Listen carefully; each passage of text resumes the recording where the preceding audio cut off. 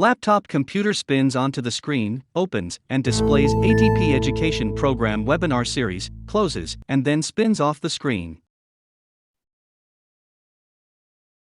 Hi, my name is Kelly Key, and I am an Assistive Technology Coordinator in Barrington, Illinois. I have been in the field of special education for over 25 years, and I've been the Assistive Technology Coordinator for at least 18 of those years. I have been both a special education teacher and administrator in special education, as well as the Assistive Technology Coordinator. I'm super excited to share with you today my tips for implementing a core vocabulary initiative.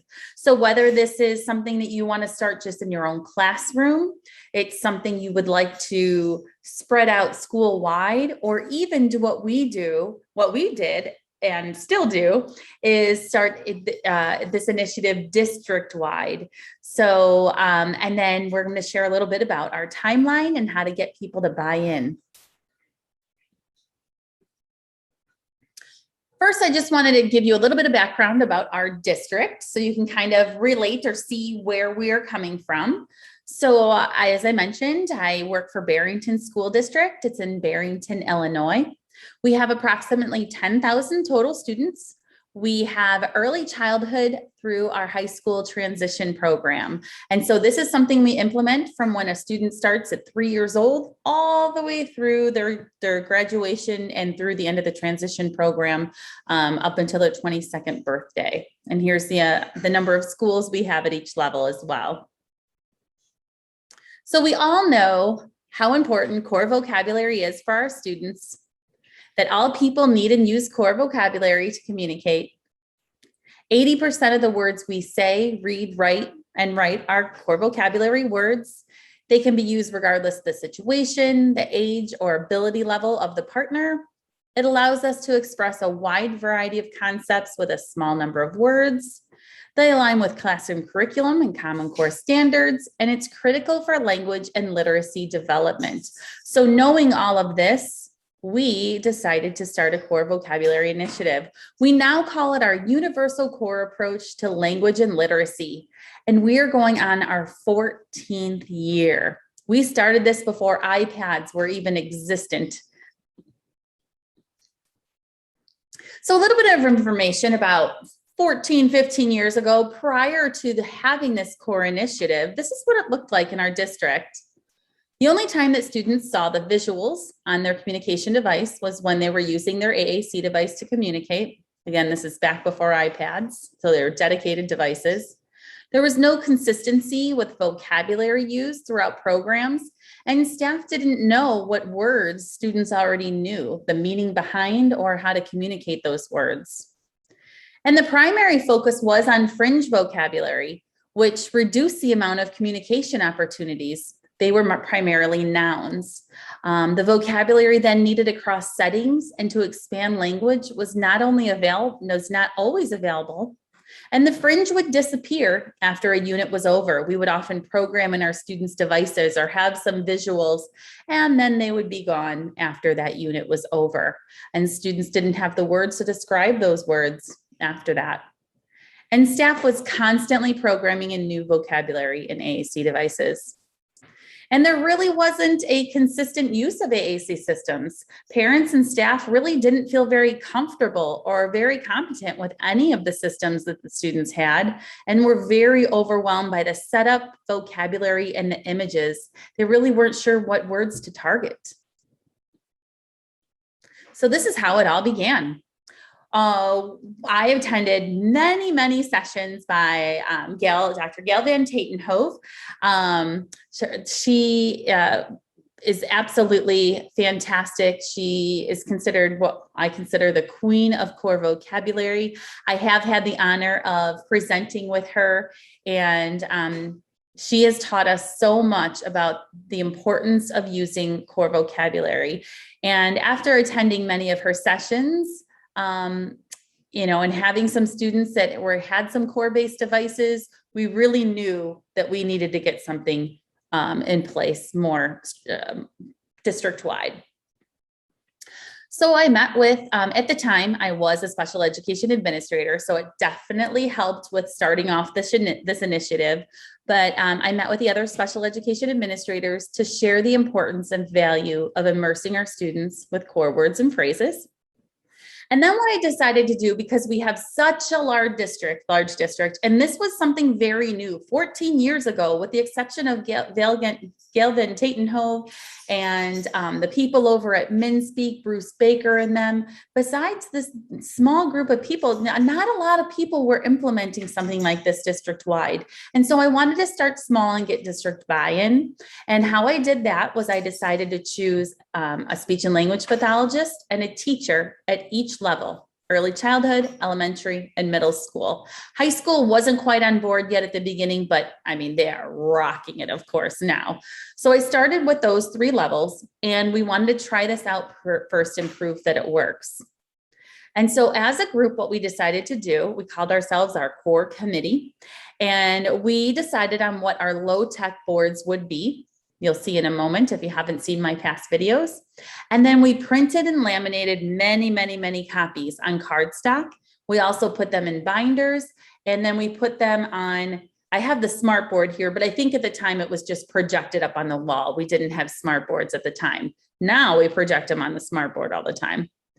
And then we modeled on the boards throughout the day. That was just what we decided to do, is model. And then we started creating some core boards with Fringe on them. If you'll see some examples in here, but if you visit some of my past videos in this series, you can see many more examples of adding Fringe. We added Fringe for specific activities and locations throughout the school and classroom. And then the key is, what we did was we took videos of ourselves modeling and then students' progress using the boards to increase communication. So we have some pre and post videos, and the videos is what sold it to the others in the district. When they saw what the students initially were doing communication-wise, and 6 months, 7 months into this initiative, how their language was exploding and how their device use was exploding, and even how their parents were so much more comfortable, it was a quick buy-in for the other staff. So after a few months, it probably was about 4 or 5 months after we initially started this, we presented it to all special services staff in the district, from early childhood through our high school transition program. And we trained them on the importance of core vocabulary. We shared videos, and we gave everyone boards to model on and put them all throughout the schools. And our students' language and communication exploded. Everybody started to see the magic. And then the professional development is the key moving forward. We provide our staff with mini sessions to gain a comfort level with modeling. And this is all within the first year. And then we really develop this for our students that have more significant complex communication needs that need AAC to communicate. And we found that it really has helped all of our students with complex needs, communication needs. So we unify our classroom now and our students' lives with core words and visuals. This is just what we do. Tomorrow, I am presenting at our new educator orientation, and all staff in our district is going to learn about our core initiative. And it's just what we do now. So all of our students with complex communication needs are exposed to and using core vocabulary and visuals throughout their day. And again, we have found this not only helps support those students that use AAC, but many students that struggle with language and literacy, especially our young students coming into early childhood at 3 years old. We don't want to hold up on language without providing them these visuals. Once we provide them these, it's absolutely amazing how they're communicating. So this is a little bit more about how it looks. We use core vocabulary words taken from research on language, and there are so many different examples of where to get that vocabulary. We have the AAC Language Lab's top 100 core words. We have the hybrid list that Gail Van Tatenhove actually took Benagi's list and compared it to language samples of AAC users, and she has our top 50 words as well. These are all things you can search online and find. And then the University of North Carolina at Chapel Hill Center for Literacy and Disability Studies has put together their DLM's first 40. So all based on research, and these are the words that we use. And then we use our anchor set of symbols. If you haven't seen When in Doubt, Core It Out, you're going to see a lot of examples of these. But in what we do is we have decided that anytime, because core vocabulary words are not picture producers. Most core words, it's very difficult to have one image in your head that goes with that word, because the majority of them are nouns. And so what we have done is we have decided that anytime that you're representing a core word with a visual, and more for expressive language versus literacy, we stay consistent district-wide when using pictures for those non-picture producing words. And we call these are anchor symbols. So the MnSpeak symbols, or people may know them as the lamp symbols, or the symbols on the accent communication devices, or the PRC symbols, but they are considered MnSpeak symbols. And when using low-tech boards, we started out actually by having a 32 board that was based off of the old Springboard Lite device by PRC. And then we also had an 84 board that was based off of Unity and LAMP. And it's pretty incredible how, a lot of the pictures and videos you'll see from the beginning of our initiative are using the 32 board. But now the majority, even our 3-year-olds coming in from early childhood, are exposed to and being modeled on the 84 boards, because it really just took a little bit of comfort level for the staff to jump to the 84 once they realized the power of having more words to model and having more words at the students' fingertips, and how their language just exploded with more words. It's incredible how the staff quickly changed to our 84 board. So we consider this a tier 1 intervention. When our students enter at our early learning center at 3 years old, or at any time that they move into the district, they are exposed to core vocabulary on day 1 through staff modeling on the boards. So we model on boards and devices as much as we can. And we say that we talk to our students verbally and visually, because of course you want to pair that verbal model as well as the visual model. We do have bilingual boards. We also make sure if students have individual boards, we add their personal fringe, or I like to call it their personal core, words that are important to them. We have activity-specific fringe boards. So at the top, that depending on the activity, we can swap out the different fringe vocabulary. We have location-specific fringe boards. So again, you're seeing that these are the same boards on the bottom, but the fringe vocabulary board at the top helps them expand what they want to say, and it's specific to those locations. We also have portable core. We have these boards on our lanyards at all times. We use them to model, and it is absolutely incredible how students will come up to us and talk to us on there, especially if they happen to have their board or device like in their backpack coming off the bus. We also have large boards. We have them posted everywhere, on our bulletin boards, on our walls. We have them on the floor. We have them in our playgrounds and up on our smart boards. We have interactive boards. We make sure that we model on these universal boards all the time. We embed core words and visuals. Again, there is a whole session just on this, but here are just a few visual examples. You'll see they're not only the MnSpeak symbols, but the most important thing is that they are the core vocabulary words. We're giving them the language, the visual language. So whether they're an AAC user or verbal user, we're helping expand that language using core visuals. We lesson plan with core in mind. We use both the activity first approach as well as the target vocabulary approach.